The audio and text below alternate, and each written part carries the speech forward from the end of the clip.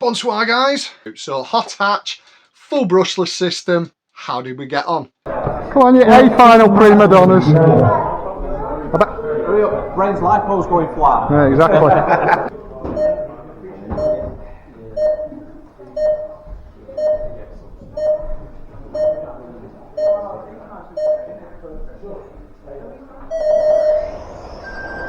Don't put us out there, please.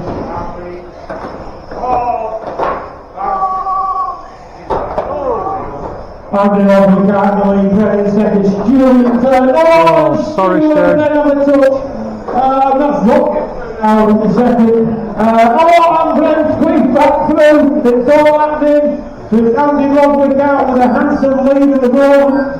Handsome Rob in second, Brendan in third, Stu in fourth.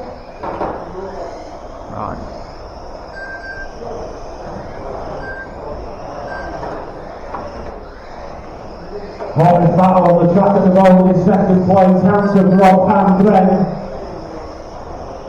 Who knew Matthew Ferguson when this passes what we do, coming along. Oh, slight clip of the valley there from Glenn and Rob as well. That allows Glenn through in the second. Rob now dropped to third. As that's a lead coming up to put a lap on Hanson, Rob there. As they didn't tag him barrier that much, he's managed to put nearly a full lap on third place.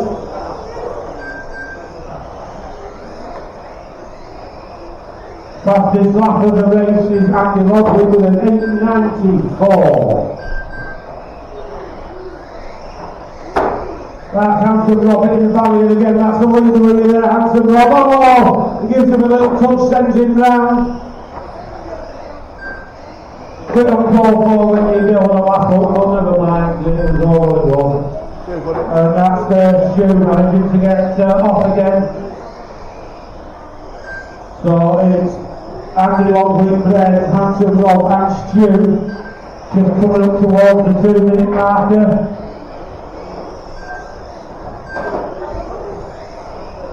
The running order has 2 minutes is 2, 1, 3, 4.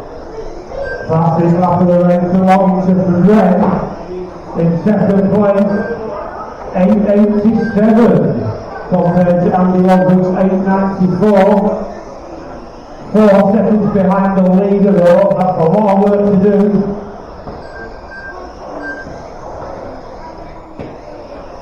Cheers, Stu. Stu there getting nicely out of the way, Brent puts the lap on him. He's got third place, Rob in between himself and first place.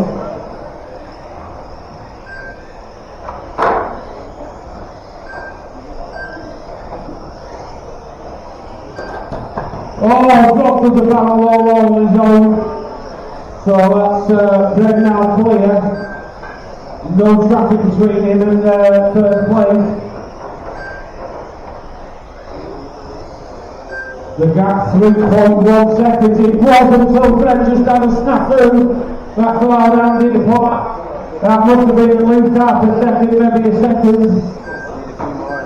Oh, 5.5 seconds now the lead. Andy Lovely has it over Brent in second.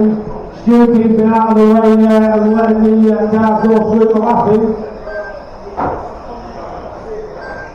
Brent left himself with a monumental task now to try and get back onto the tailgate of Andy in first.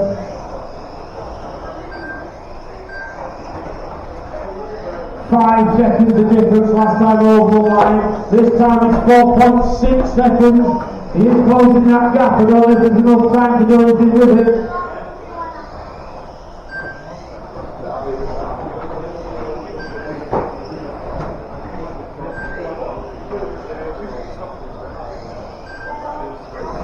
So that gap now is 3.3 seconds at the 4-minute mark. 1, 3, 4. 3.1 seconds in gap now, first and second. Brent slowly plodding away, managing to get back up to those turns. Without being first, that's Rob there getting nicely out of the way, letting Brent boosted up, holding up. And that gap now really come down. Brent can see him in his sights, he's only just in front of him. About half a straight in it now. 1 second. Last time over the line, first and second, that's all it is, a second in it. Andy's starting now to put the pedal back down again. Oh, Brent having a little step inside, a little bit too hard. Oh, really managed to do anything about it now. It looks like Andy's managed to get a nice comfortable lead again, coming towards the last minute. Oh, Van Rob there having a little roll over. 4.2 seconds, the lead in the last 50 seconds. That's a big ask. Going down to 3.6 though, with 45 seconds to go. Can Brent keep it clean and close that off anymore? We'll find out. 3.1 seconds to get half a second lap out, but then has another snafu. Managing to get Marshall there by Robbins, sent him spinning round in the right direction into the last 25 seconds. Andy Robbins 4.8 seconds in the lead. It's all over by the shouting, I think. We'll get Andy round to one last lap after this one that he's on. He'll just manage to sneak across for another. I don't think Brent's going to manage another. No, that's it, Andy's round there for the win. Brent finishing second, Rob coming across the line in third, Andy round to finishing third. Well done, guys. Had to work for that. 25 Yeah. an hour. There you go. 25 an hour. It was all over you at the start though, wasn't it? Yeah. I'm still running my 13.5 term brushless, which as my experience is gained and grows, I'm running this at the minute at only 63% I ran it on the night. So there's definitely too much power that I'm able to handle and deal with. I think going forward, if I had my time over and was buying something again, I'd possibly look at these 17.5 as opposed to a 13.5. I'd also like the experiment that another guy's doing with a 21.5. I understand everything he's saying with his arguments with it. I think limiting it too much then makes that particular thing very popular, therefore supply and demand goes up.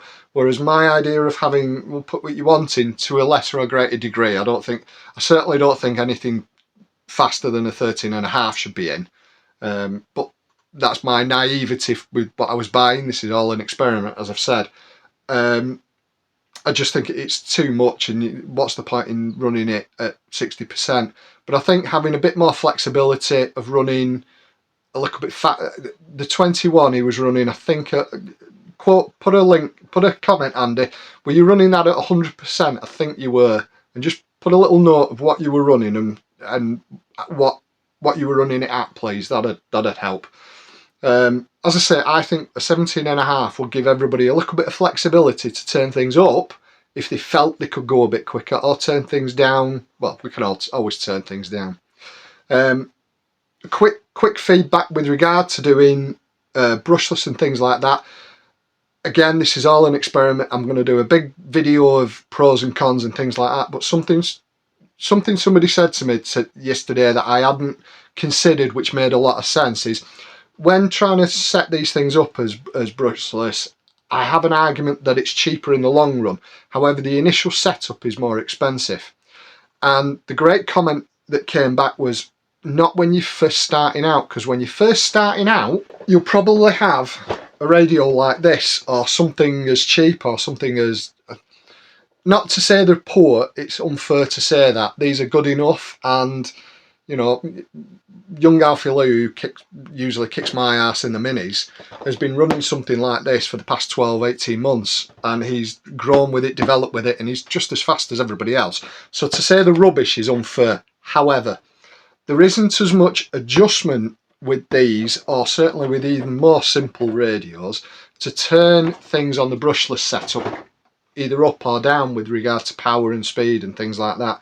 So the controllability that I'm talking about with it is only there because I have a more expensive RC radio. Therefore, your initial setup cost for this, if you want to be relatively competitive and have that adjustment. It's a fair comment. Yeah, I get that it will be a bit more expensive, but I'm not justifying it by saying but. I agree with that wholeheartedly. However, how many people do that initial setup and investment and have a rubbish radio for longer than, I've taken Alfie to one side, for longer than 6 or 7 months? Most people have upgraded their radio really, really quickly, in my experience of what I've seen. It's very rare that you turn up at a track and this sort of radio is the dominant one being used. Again, that's my personal opinion, means nothing, just my observation, but it was a great point that Andy made, that not everybody's got one of those and not everybody's got that adjustment. So a great point made. My race, you could see that I was coming back. I kept tripping myself up by overdriving. Now there's bits with the car that I'm going to say is wrong. The tyres were done. My tyres are completely spent at the back.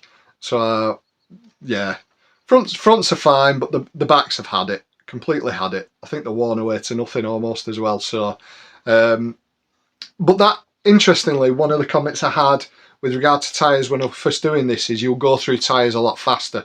I haven't noticed that yet. I'm not going through tyres at any faster rate than what I was when I was using just a brushed and nickel metal hydride setup. Whether that will change over the next 2 or 3 months as I carry the experiment on, who knows? All I can say is I haven't noticed an increase in wear and having to throw any more money at my tyres than what I already throw at them anyway. There's no increase in me buying them, no decrease in me buying them.